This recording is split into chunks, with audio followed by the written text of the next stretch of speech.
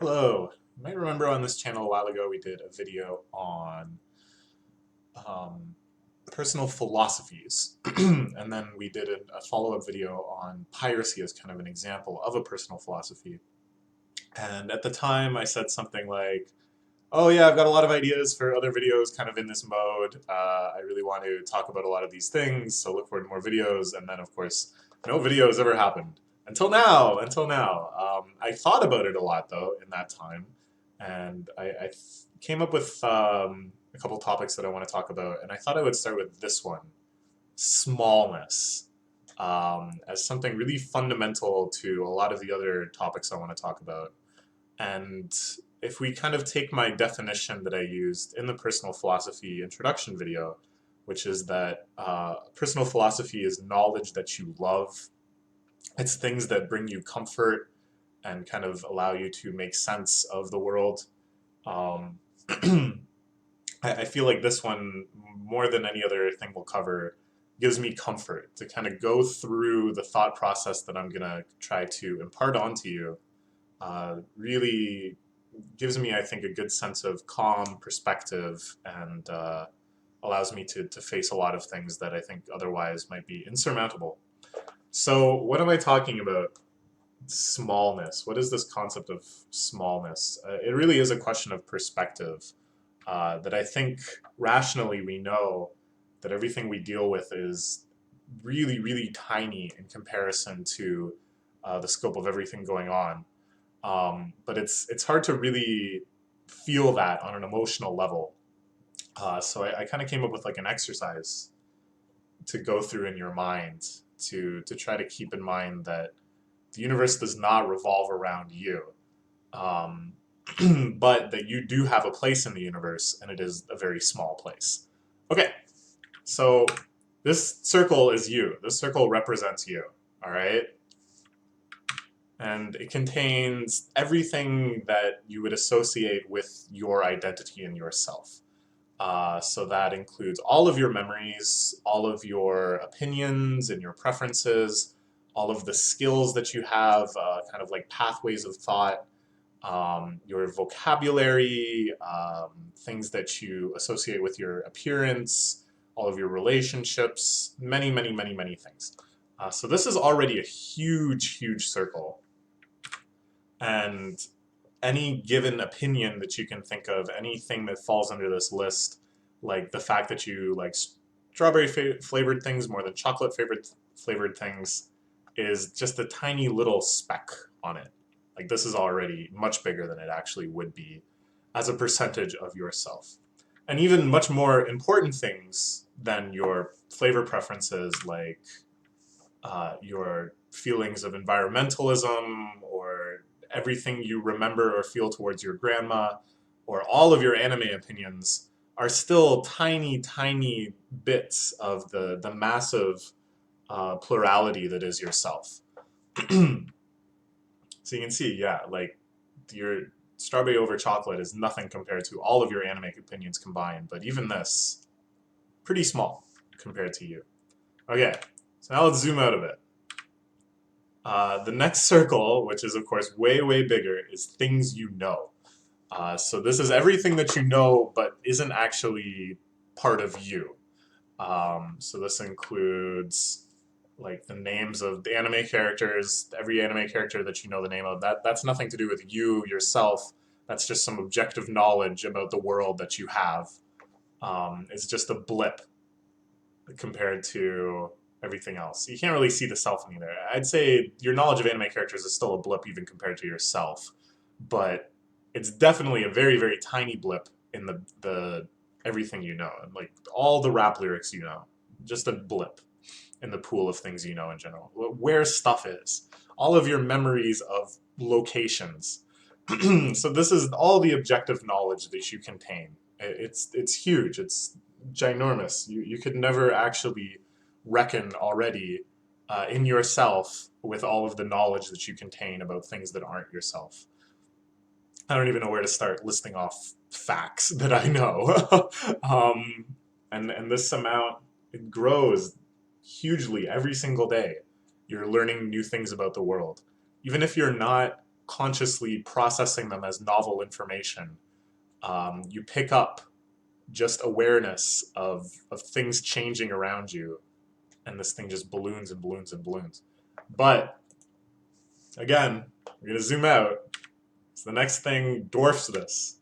The next thing is like the difference between these two circles, I think, is dwarfed by the difference between this circle and the next circle. You can see it's just, we're barely seeing the edges of it now. And this is things you know you don't know, okay? So this is the answers to every single question that you're able to formulate, but you don't know the answer to. So this includes things like the names of anime characters and shows that you haven't seen is a huge, huge volume, and you're able to know that that information exists, you just don't have it. Or something like where everyone on Earth's keys are.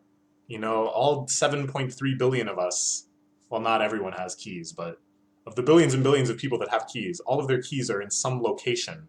That location is knowledge. You can meaningfully ask for that knowledge. No one on Earth actually has that knowledge, but it's there, it's true, it exists. Like that's a huge volume of information, but it is insignificant to the array of questions that you can ask, which is some nearly infinite quantity of information that you can generate about things objectively happening in the world.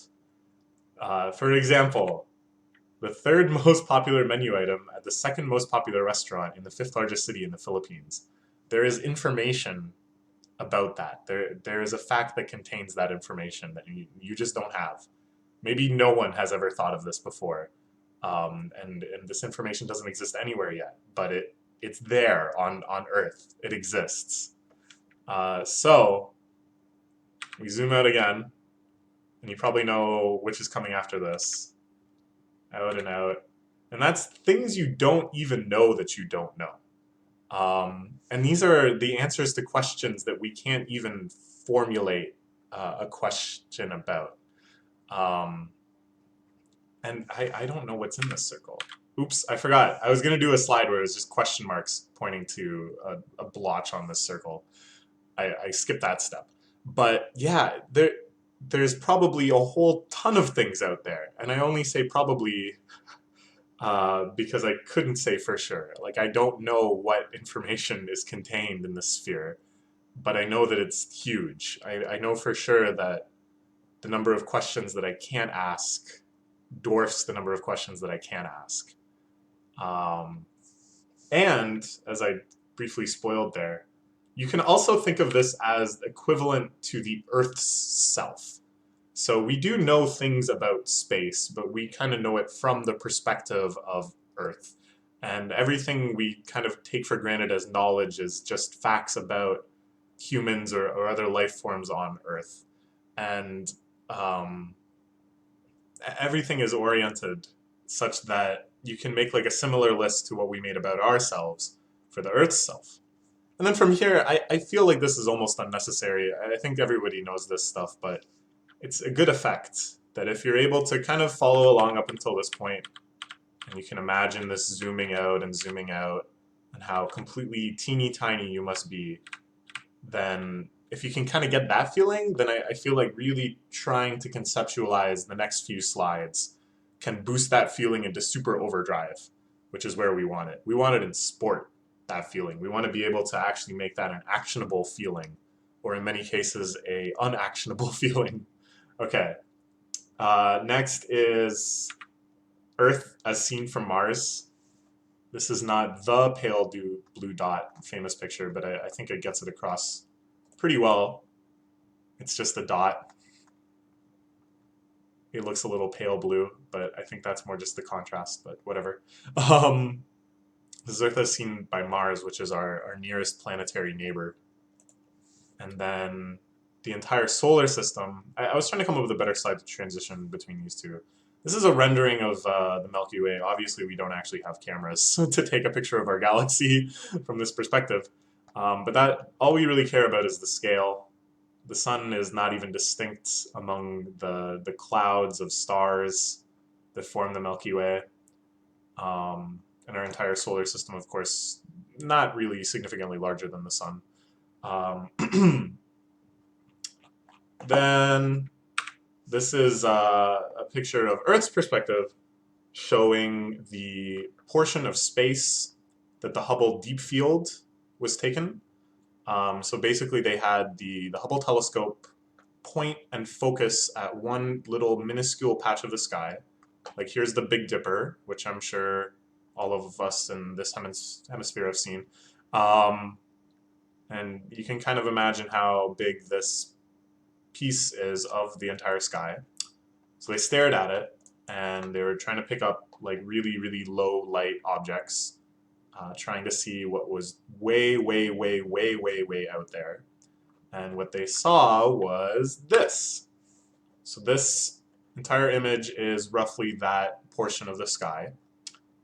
And what you're looking at here are galaxies. And you can kind of make out that some of these big ones are close ones. I think we can tell through redshift if they're whether they're big or close, but whatever.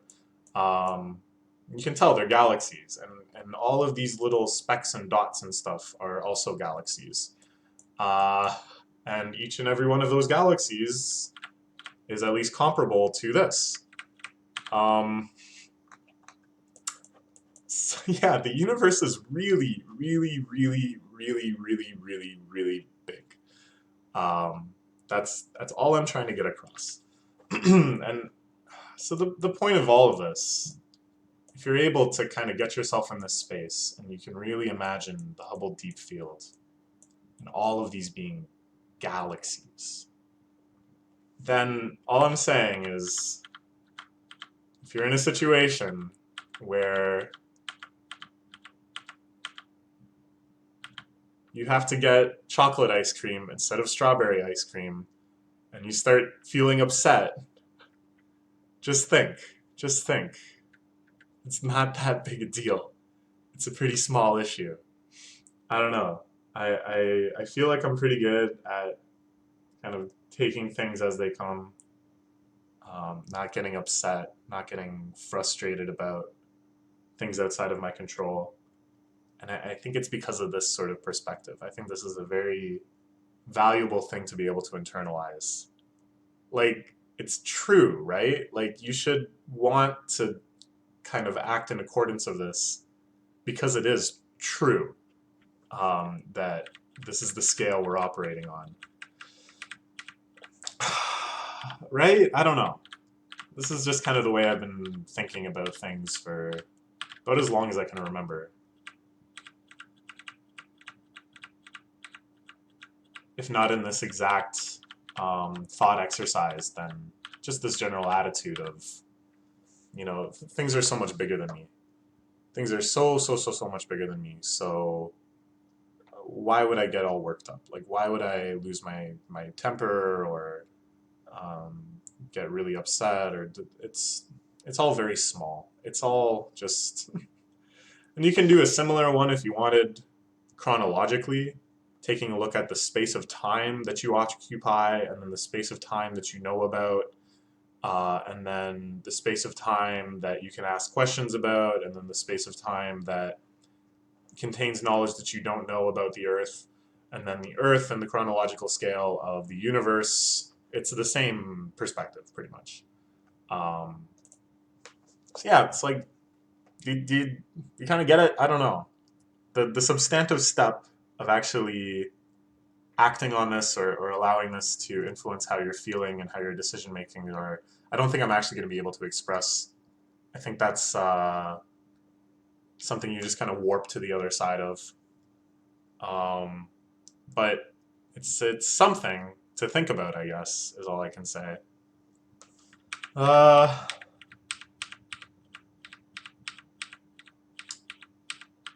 think the next thing I want to talk about is the sort of decisions that I think I actually make when I'm thinking this way. And that kind of has to do with ideas of selflessness and sacrifice. But I still gotta, I kind of know what I want to say, but I want to come up with some slides. Making the slides was kind of fun. I hope they helped, maybe. I think this like zooming out sort of thing is fun. It's probably like a better way I could have done it, but This was just my instinct was to do it in paint. So yeah, look forward to more of these. Maybe eventually. I don't know. See you.